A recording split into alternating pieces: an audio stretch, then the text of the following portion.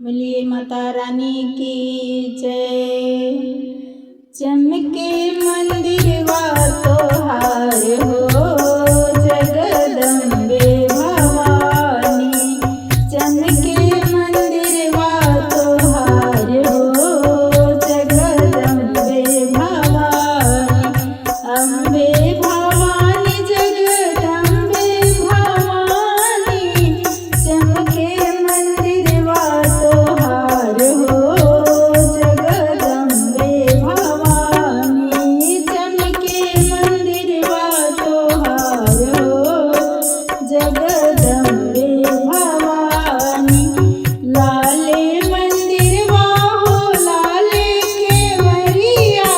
लाले मंदिरवा हो लाले केवरिया। लाले ध्वजा फहराए हो जगदम्बे भवानी।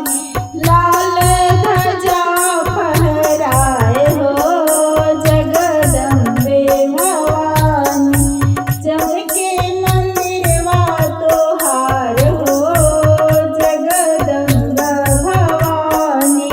चमके मंदिरवा तोहार हो जगदम्बे भवानी। लाले लहंगवा हो लाले चुनरिया। लाले लहंगवा हो लाले चुनरिया।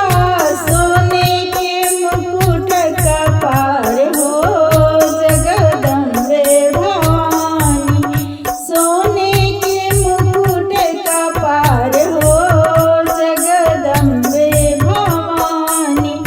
चमके मंदिरवा तोहार हो जगदम्बे भवानी। चमके मंदिरवा तोहार हो जगदम्बे भवानी। बड़ा